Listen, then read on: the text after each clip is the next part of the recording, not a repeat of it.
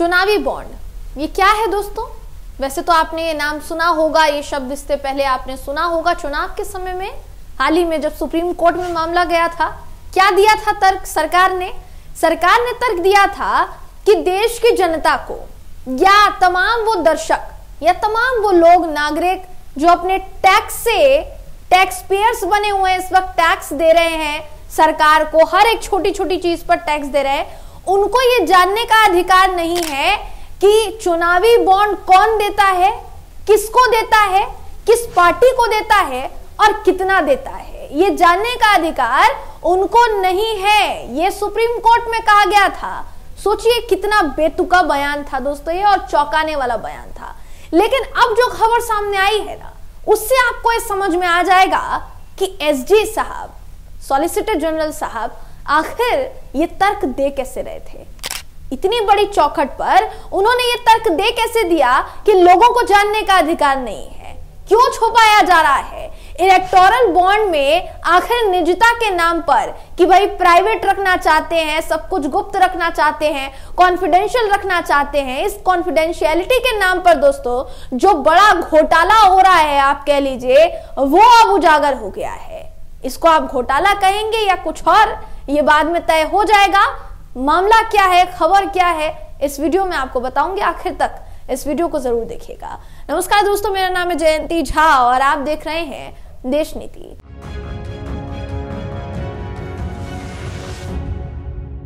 देश नीति, केवल सच्ची और पक्की खबरें। दोस्तों आपको याद होगा थोड़े समय पहले एक जो मामला इलेक्टोरल बॉन्ड से जुड़ा, ये मामला सुप्रीम कोर्ट पहुंचा था। सुप्रीम कोर्ट ने उस मामले को लेकर जो फैसला सुनाने वाला था सुप्रीम कोर्ट, उस फैसले को सुरक्षित रख लिया था। सरकार ने उसके अगले दिन ही चुनावी बॉन्ड की तारीख जो है उसकी घोषणा कर दी कि आप आज से चुनावी बॉन्ड दे सकते हैं। अब जब चुनावी बॉन्ड की घोषणा हो गई तो लबालब जो पैसा था वो गया, किसके खाते में गया होगा आप भी समझते हैं। बताया यह जाता है कि इलेक्टोरल बॉन्ड्स चुनाव के समय में राजनीतिक पार्टियों को चुनावी चंदे के तौर पर दिया जाता है। कोई भी कारोबारी, कोई भी कंपनी, कोई भी छोटे से छोटा व्यक्ति 1000, 10,000, 1 करोड़, 1 लाख इस चुनावी मूल्य के रूप में अपना जो योगदान है या दान है वो किसी भी पार्टी को चंदे के रूप में दे सकता है। इसी को इलेक्टोरल बॉन्ड कहा जाता है। सबसे बड़ी बात दोस्तों ये है कि यहां सरकार ने इस बात का पक्ष रखा सुप्रीम कोर्ट में कि ये उजागर नहीं होना चाहिए कि वो चुनावी बॉन्ड किस पार्टी को दिया जा रहा है, कितना दिया जा रहा है। हालांकि सवाल ये भी उठा था कि आरोप ये लग रहा है कि हमारे देश की सत्ताधीन पार्टी को सबसे ज्यादा चुनावी बॉन्ड जाता है, और ये भी आरोप लगा कि जितने भी दलों को चुनावी बॉन्ड जितना जितना दिया जा रहा है उस सबकी जानकारी हमारे देश की सरकार को है। हालांकि इस बात से हमारे देश की सरकार मुकर गई और उन्होंने कहा कि ऐसा कुछ भी नहीं है। किसी भी दल को जो भी चुनावी फंड दिया जाता है वो जानकारी सिर्फ उस दल को ही रहेगी, बाकी किसी को नहीं रहेगी। शायद हो सकता है दोस्तों इसलिए भी भारतीय जनता पार्टी या हमारे देश की सरकार ये कहने पर उतारू हो गई कि देश की जनता को इसके बारे में जानने का अधिकार नहीं है। लेकिन क्या वाकई में अभी भी अधिकार नहीं है? 16 करोड़ रुपया 2018 से लेकर अब तक 16 करोड़ रुपया अगर मान लीजिए चुनावी चंदे के तौर पर पार्टियों में बांट दिया जाता है, चाहे वो कोई भी पार्टी क्यों ना हो दोस्तों, अगर वो पार्टियों में बांट दिया जाता है तो फिर वो पैसा किसका है? और क्या इस पर बहस नहीं होनी चाहिए? क्या इस पर आपकी सारी बातें उजागर नहीं होनी चाहिए?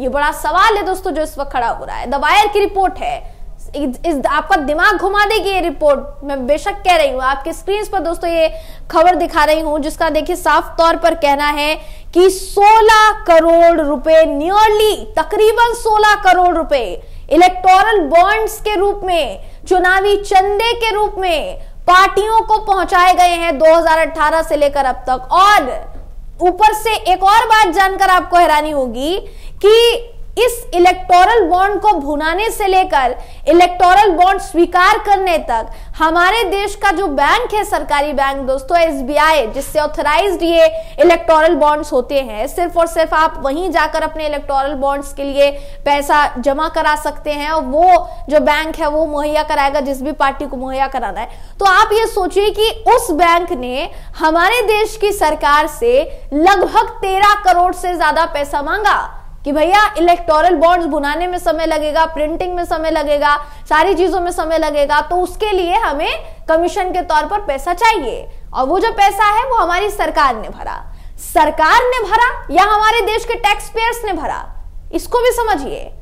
सरकार के पास क्या जो भी मुद्रा जो आती है, जो पैसा है, क्या वो सरकार का पैसा है? नहीं दोस्तों, हमारे और आपके पैसे हैं, टैक्स पेयर्स के पैसे हैं। रोज छोटी छोटी चीजों पे जो आप जीएसटी और फलाना फलाना टैक्स दे रहे हैं ना, ये उसी का पैसा है जो चुनावी चंदे के रूप में इस वक्त बंदरबाट किया जा रहा है, जिसका जो बांटा जा रहा है सब में बराबर बराबर कह लीजिए या किसी को ज्यादा किसी को कम कह लीजिए, लेकिन बांटा तो जा रहा है। और आपकी नजरों के सामने है ये बंदरबाट, आपकी नजरों के सामने है। देश में बेरोजगार युवा सड़क पर धरना देने के लिए मजबूर है, वो मुख्यमंत्री के आवास पर पहुंचते उनको बाद में इको गार्डन पहुंचा दिया जाता है। महिलाएं प्रदर्शन करती हैं कि हमारे साथ सही नहीं हो रहा है, बाकी के जो युवा हैं वो प्रदर्शन करते हैं, कर्मचारी प्रदर्शन करते हैं। उन सभी के प्रदर्शन को दरकिनार करते हुए तमाम चुनावी जो पार्टियां हैं, जो जितने भी दल हैं, वो अपना ही प्रदर्शन करने से बाज नहीं आ रहे हैं दोस्तों। ये बात ट्रांसपेरेंट होनी चाहिए, पारदर्शी होनी चाहिए कि इतना पैसा किस पार्टी को गया है, कितना कितना पैसा किस किस पार्टी को गया है और क्यों गया है। क्या चुनावी चंदा, ये जो प्रथा चलाई गई दोस्तों, हमारे देश की मोदी सरकार ने क्या किया आपको मालूम है? हमारे देश की मोदी सरकार ने पहले क्या होता था, एक लिमिटेड सेट ऑफ अमाउंट होता था कि आप इससे ज्यादा किसी को भी चंदे के रूप में नहीं दे सकते, चाहे वो कोई भी पार्टी हो। लेकिन जो नया कानून लाया गया उसके तहत इसको फ्री कर दिया गया, लिमिटेशन आउट ऑफ लिमिटेशन हो गया ये कि आप जितना चाहे अपनी श्रद्धा के मुताबिक आप उतना दे सकते हैं। अब आम नागरिक की तो इतनी श्रद्धा नहीं होगी ना भाई कि वो लाखों करोड़ों रुपया एक पार्टी के खाते में डाल दे क्योंकि उसको चुनाव लड़ना है। आम जनता की तो ये अभी इस वक्त की स्थिति को देखते हुए वो तो शायद इस वक्त इस हालत में नहीं होंगे, क्योंकि देश की आम जनता तो हमारी देश की सरकार से पूछ रही है कि साहब नौकरी नहीं मिल रही है, गरीबी बढ़ती जा रही है, महंगाई बढ़ती जा रही है। जब नौकरी नहीं होगी, जब बेरोजगारी इतनी ज्यादा बढ़ जाएगी, जब महंगाई इतनी बढ़ जाएगी, तो अपने परिवार का पेट कैसे पालेंगे? ये सवाल देश की सरकार से पूछा जाता है, उसका जवाब सामने नहीं आता, लेकिन इस पर बहस शुरू हो जाती है दोस्तों, और अभी तक इस पर बहस शुरू है। अगर इस खबर की बात की जाएगी तो ध्यान से सुनेगा, क्योंकि आपको और चौंकाने वाले खुलासे इस खबर में नजर आएंगे। बताया जा रहा है कि एक आरटीआई में ये बात सामने आई है, जिसके तहत सवाल पूछा गया था कि ये कितने जो रुपए हैं अभी तक चुनावी बॉन्ड के तहत दिए गए हैं। तो 2018 में चुनावी बॉन्ड को मंजूरी दी थी सरकार ने, तब से लेकर अब तक 15 करोड़ से ज्यादा दोस्तों, तकरीबन 16 करोड़ बताया जा रहा है, तकरीबन 16 करोड़ रुपए के चुनावी बॉन्ड अब तक बेचे गए हैं। 29 चरणों में ये बॉन्ड बेचे गए हैं।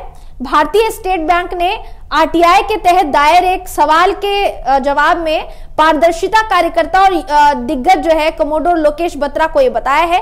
भारतीय स्टेट बैंक नामित बैंक जो चुनावी बॉन्ड जारी करने के लिए अधिकृत है, यानी ऑफिशियली इसी बैंक को ये परमिशन है कि चुनावी बॉन्ड ये जारी कर सकता है दोस्तों, और संचालन कर सकता है उसका। तो इसने कमीशन के लिए, मुद्रण और बाकी के खर्चों के लिए सरकार से कितना पैसा मांगा मालूम है? 13.50 करोड़ रुपए मांगा। लोकेश बत्रा ने द इंडियन एक्सप्रेस को बताया कि योजना की विडंबना यह है कि दानदाताओं को, एसबीआई को ऐसा जो भी दानदाता है या मान लीजिए जो भी चुनावी चंदे के रूप में, चुनावी बॉन्ड के रूप में कुछ भी दे रहा है दोस्तों, उसको किसी तरीके का कमीशन देने की जरूरत नहीं है। वो जितना देना चाहता है पैसा वो उतना देगा। कमीशन जो है बैंक सरकार से लेगा, और वो जो कमीशन सरकार दे रही है, क्या वाकई में सरकार दे रही है या आपका और हमारा पैसा है, हमारी जेब से जाने वाला रोज टैक्स का पैसा है कि नहीं है? आप खुद सोचिए दोस्तों, ये बात बहुत सोचने समझने वाली बात है जो इस वक्त देश में हो रहा है कितना गलत है, इस बात को परखिए और इस बात को सोचिए। आरटीआई से यह भी पता चला है कि बेचे गए कुल बॉन्ड में से 23.8874 करोड़ रुपए के 194 बॉन्ड भुनाए नहीं गए, यानी उसको तुड़वाया नहीं गया। वो कहां गया? वो गया पीएम केयर फंड में, जैसा ये खबर कहती है। प्रधानमंत्री राष्ट्रीय राहत कोष में ये स्थानांतरित हो गए, ट्रांसफर हो गए दोस्तों। 2017 अप्रैल और मार्च 2022 के बीच PMNF इसने 2065.69 करोड़ रुपए सुरक्षित किए थे। यानी आप ये समझिए कि जितना बॉन्ड गया चुनावी खातों में, पार्टियों के खातों में, वो तो गया ही, बाकी का जो बचा वो भुनाया नहीं गया, वो चला गया पीएम केयर फंड में। क्या उससे लोगों की मदद की जाएगी? वाकई में लगता है दोस्तों आपको ऐसा? तो ये जो खबर है, मैंने शुरुआत में इसलिए कहा था कि आपका दिमाग घूम जाएगा ये खबर सुनकर। और ये जो खबर है दोस्तों, ये अपने आप में हैरान कर देने वाली है कि आपका, हमारा पैसा किस कदर लूटा जा रहा है। सुप्रीम कोर्ट में जब सवाल किए जाते हैं तो हमारी देश की सरकार बड़ी ही निर्लज्जता के साथ ये कहती है कि हमारे देश की जनता को जानने का अधिकार नहीं है कि चुनावी बॉन्ड कहां से आ रहा है, कौन दे रहा है, कितना पैसा दे रहा है, ये जानने का अधिकार नहीं है। जबकि जनता का पैसा भी उसी चुनावी बॉन्ड को संचालित करने में लग रहा है, चुनावी बॉन्ड को तोड़वाने में, उसका कैश करवाने में या उसकी प्रिंटिंग करवाने में सारा पैसा जनता का लग रहा है। बावजूद इसके जनता को जानने का अधिकार नहीं है कि वो पैसा कहां से आया, किसने दिया, क्यों दिया, ये जानने का अधिकार नहीं है। हमारे देश की सरकार यही कहती है। दोस्तों देखिए, अगर इस खबर की बात की जाए तो इस खबर का देखिए ये भी कहना है कि एक पूर्व मुख्य चुनाव आयुक्त SY कुरैशी ने केंद्र सरकार के इस तर्क के बारे में लिखा कि नागरिकों को जानने की जरूरत नहीं है कि कौन किसे धन दे रहा है। SG का यह तर्क सुनना परेशान करने वाला था। नागरिकों को दाताओं, प्राप्तकर्ताओं की पहचान जानने का कोई अधिकार नहीं है। यह बयान एक बनाना रिपब्लिक को शोभा देगा, न कि विश्वगुरु बनने की चाहत रखने वाले दुनिया के सबसे बड़े लोकतंत्र को। यानी उनका कहना है कि जो रिपब्लिक नेशंस हैं ये उनको ज्यादा शोभा देगा। हमारे देश में तो हमारे देश की सरकार कहती है कि हमारे देश का लोकतंत्र विश्वगुरु बन चुका है, हम विश्वगुरु बन चुके हैं। विश्वगुरु बनकर अगर आप ये कहेंगे कि पार्टियों को चुनावी चंदा जाता है और उसके बारे में जनता को जानने का अधिकार नहीं है, तो क्या वाकई में आप विश्वगुरु हैं या फिर वो ढकोसला है? ये बड़ा सवाल है दोस्तों जो खड़ा हो रहा है। पूरी खबर चौंकाने वाली है। हम तो वाकई में इस वक्त चौंक गए इस पूरी खबर को सुनकर। आप चौंके हैं या नहीं है हमें बताइएगा। और इस पूरी खबर को लेकर आप क्या सोचते हैं? चुनावी बॉन्ड का ये जो पूरा खाका तैयार किया गया है दोस्तों, ये चलना चाहिए आगे या फिर नहीं? देश की जनता चुनावी बॉन्ड के तले दब रही है या फिर नहीं? उनको बेवकूफ बनाया जा रहा है या फिर नहीं? इन तमाम सवालों के जवाब आपसे चाहिए। अपनी राय कमेंट करके जरूर बताइएगा। वीडियो अगर आपको पसंद आया हो तो वीडियो को लाइक कीजिए, शेयर कीजिए, चैनल को सब्सक्राइब करना बिल्कुल भी ना भूलें। फिर मुलाकात होगी आपसे अगली वीडियो में। तब तक के लिए नमस्कार।